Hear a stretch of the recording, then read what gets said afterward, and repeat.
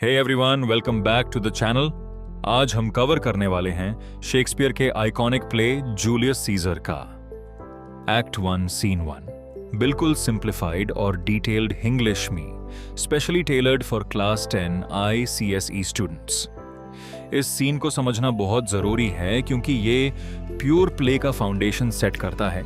Board exams में यहां से reference to context questions, pun explanations और मॉब साइकोलॉजी पर डायरेक्ट क्वेश्चंस आते हैं। तो चलिए बिना किसी डिले के कहानी के इस ओपनिंग सीन में जंप करते हैं। सीन का बैकग्राउंड और सेटिंग सबसे पहले सीन का सेटअप समझते हैं। लोकेशन पासो रोम की एक सदाक, a street in Rome. Atmosphere त्योहार और सेलिब्रेशन का माहौल है। लोग काम धंधा छोड़कर सड़कों पर घूम रहे हैं। रीजन फॉर सेलिब्रेशन, इसके 2 रीजंस हैं। 1, फीस्ट ऑफ लुपरकाल, रोम का एक एंशिएंट फेस्टिवल जो फर्टिलिटी और प्यूरिफिकेशन के लिए मनाया जाता था।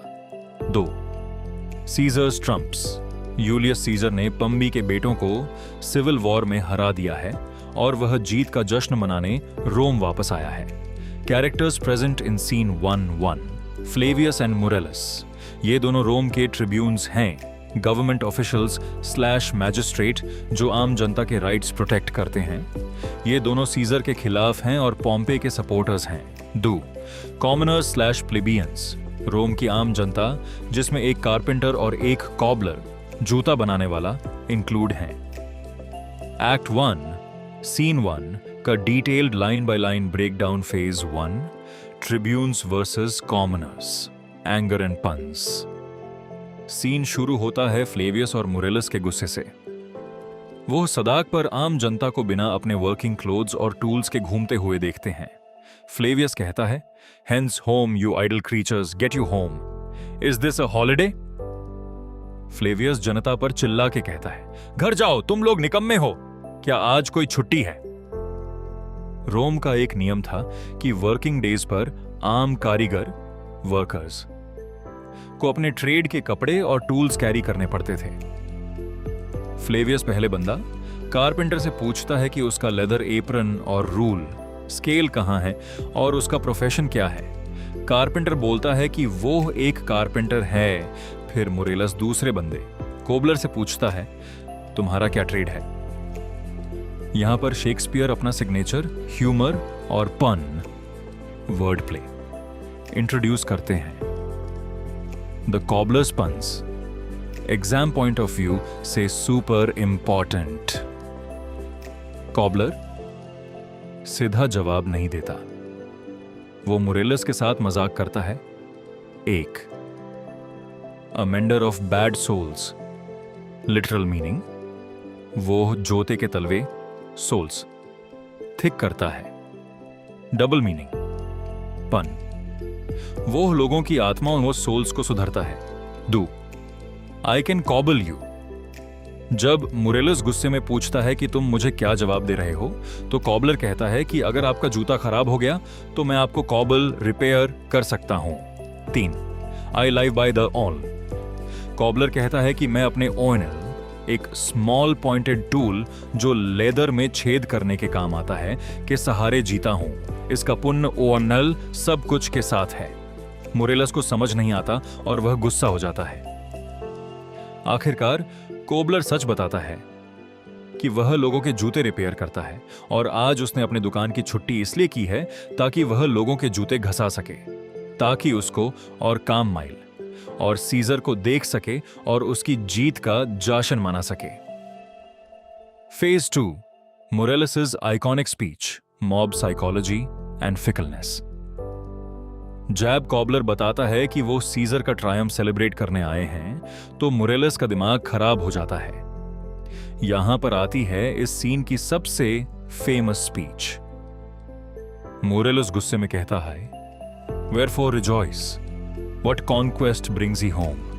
What tributaries follow him to Rome? मुरेलस जनता से पूछता है, तुम लोग किस बात का जश्न मना रहे हो? सीजर ने कौन सा विदेशी दुश्मन हरा कर रोमे को दौलत दी है? सीजर ने तो किसी फॉरेन एनिमी को नहीं हराया, उसने तो पॉम्पे रोम के पहले के महान लीडर के ही बेटों को मारा है, सिविल वॉर में अपने ही लोगों का खून बहाकर आया है। इसके बाद मुरेलुस उन्हें उनका माजी पास्ट याद दिलाता है।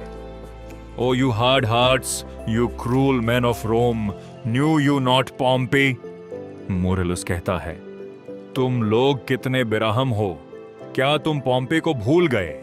एक समय था जब तुम लोग रोमे की दीवारों, टावर्स और छातों पर घंटों बेचते थे, सिर्फ पॉम्पे की एक झलक देखने के लिए। जब पॉम्पे की गादी सड़क से गुजरती थी, तुम लोग इतना जोर से चिल्लाते थे कि टाइबर रिवर भी तुम्हारी आवाज की एको से कांप उठती थी। And do you now put on your best attire? And do you now cull out a holiday? And do you now strew flowers in his way that comes in triumph over Pompey's blood?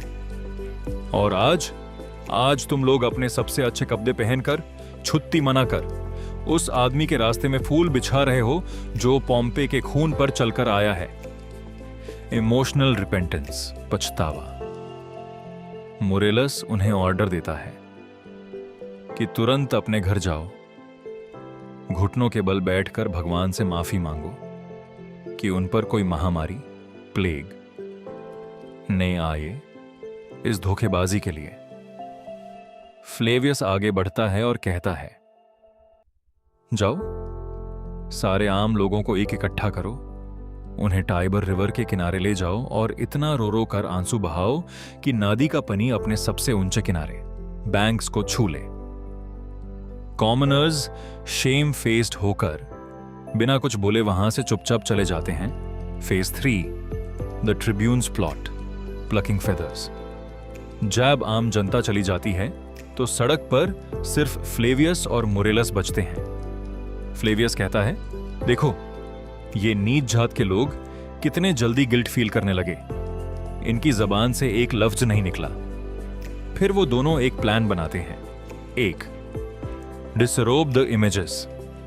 Flavius मरेलस को बोलता है कि capital की तरफ जाओ और जितनी भी सीजर की स्टैच्यूज पर डेकोरेशंस, गार्लैंड्स या ट्रॉफीज तंगी हैं, उन्हें उतर डू।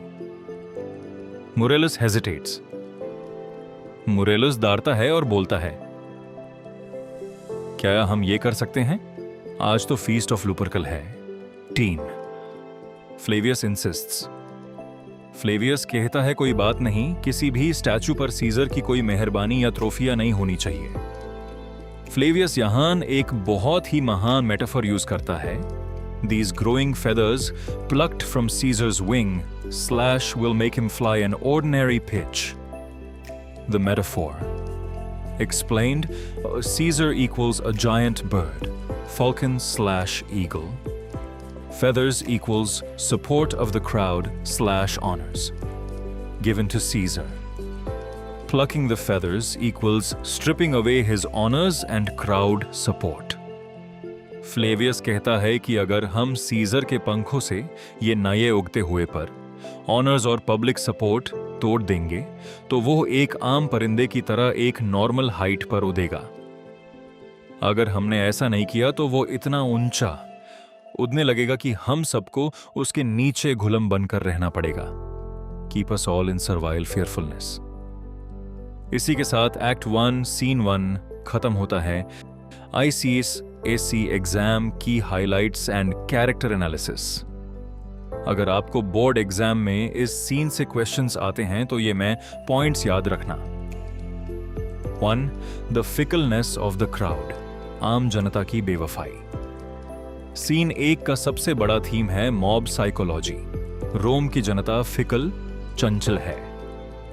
पहले वो पॉम्पी को पूजते थे और जैसे ही सीजर ने पॉम्पी को हराया, वो पॉम्पे को भूलकर सीजर के फैन बन गए। शेक्सपियर ने आम जनता को वीक माइंडेड और आसानी से मैनिपुलेट होने वाला दिखाया है। 2. Conflict between republicanism and monarchy. Flavius और मुरेलस रिपब्लिक को रिप्रेजेंट करते हैं। ऐसा सिस्टम जहां कोई एक राजा ना हो बल्कि लॉ चले। सीजर रिप्रेजेंट करता है डिक्टेटरशिप स्लैश मोनार्की, एक ही बंदे का राज। सीन 1 से ही रोम का पॉलिटिकल कॉन्फ्लिक्ट शुरू हो जाता है। 3. की लिटरेरी डिवाइसेस यूज्ड।